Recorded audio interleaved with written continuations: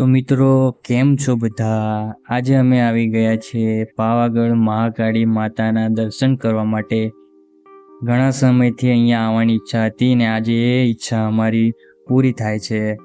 અહીંયા ચોમાસાનો નજારો ખૂબ જ સુંદર લાગે છે. ચારે તરફ હરિયાળી હરિયાળી જોવા મળે છે અને મંદિર ઉપરનું વાતાવરણ પણ ખૂબ જ સારું અને સુંદર દેખાય છે. તો હું આજે તમને બધાને માતાજીના દર્શન કરાવીશ અને મંદિરથી નજારો દેખાડીશ પાવાગઢનો. તો વિડીયોને પૂરો થતાં સુધી જોતા રહેજો. જય માતાજી. પાવાગઢ પહોંચીને અમે લોકોએ બાઇક લઈને જવાનું નક્કી કર્યું માજી સુધી.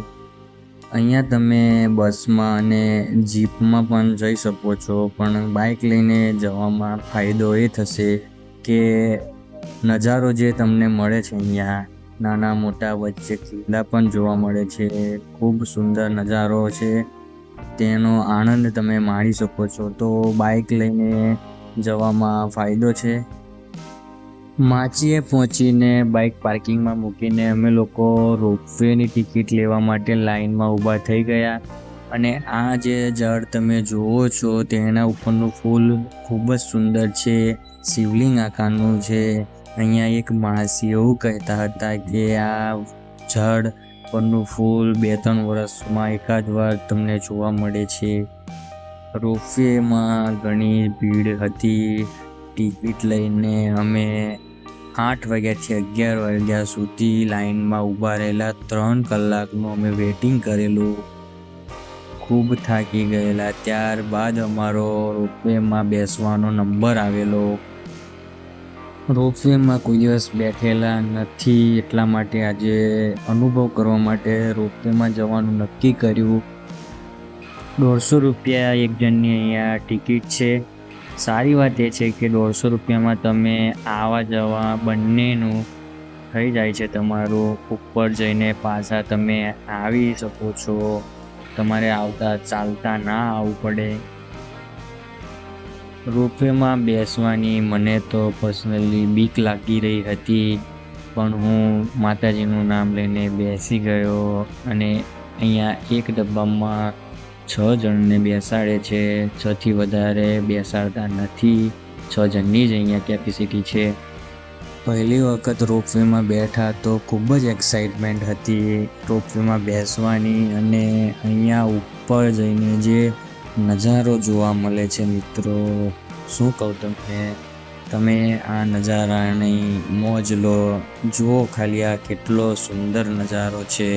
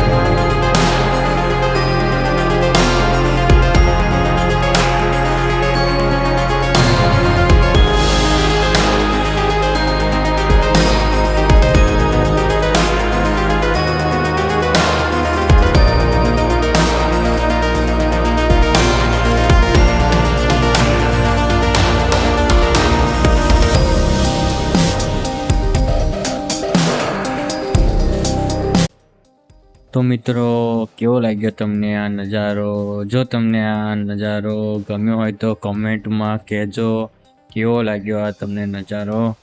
ફાઇનલી અમે ઉપર આવી ગયા. ખૂબ મજા આવી. ખૂબ સુંદર નજારો જોયો. અને ઉપર આવી ગયા છે. હવે અહીંયાથી મંદિરે ચાલતા જવાનું છે. થોડા પગથિયા હજુ બાકી છે, તે હવે ચાલીને પૂરા કરીશું. આવનારા સમયમાં ડાયરેક્ટ મંદિર સુધી રોપવેમાં બેસીને જઈ શકીશું. એનું કામ ચાલુ થઈ ગયું છે. ખૂબ જ જલ્દી એ કામ પૂરું થશે અને ડાયરેક્ટ રોપવેમાં બેસીને મંદિર સુધી જઈ શકીશું. ઉપર પહોંચતા જ ઠંડી લાગવાની શરૂ થઈ ગઈ છે. ઉપરનું વાતાવરણ એકદમ ઠંડુ છે. નીચે હતા તો ગરમીનું વાતાવરણ તો ઉપર ઠંડીનું વાતાવરણ છે. તેનું કારણ એ છે કે ચારે બાજુ વાદળથી ઘેરાઈ ગયેલા છે. અહીંયા તમે જોઈ શકો છો, આ દૂધિયું તળાવ છે, તેની ચારે બાજુ વાદળથી ઘેરાઈ ગયેલું છે. દેખાતું પણ નથી તળાવ.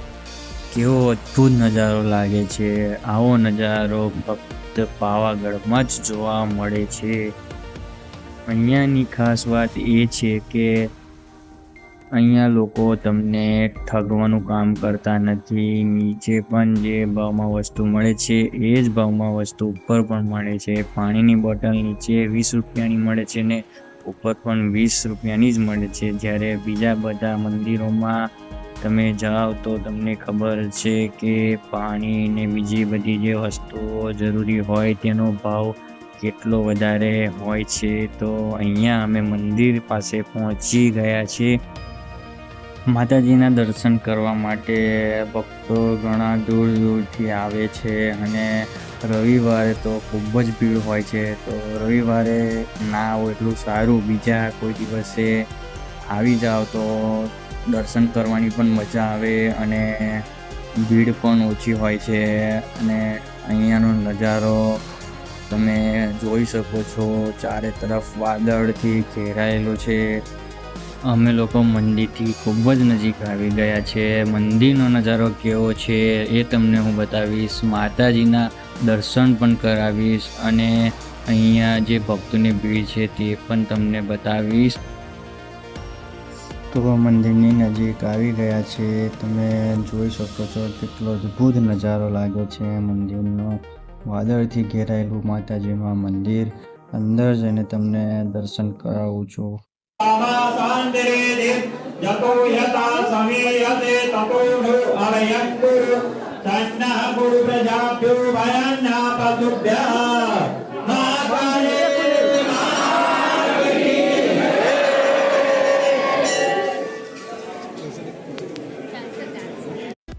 જો તમને દર્શન કરવાની મજા આવી હોય તો કમેન્ટમાં જય માતાજી જરૂર લખજો.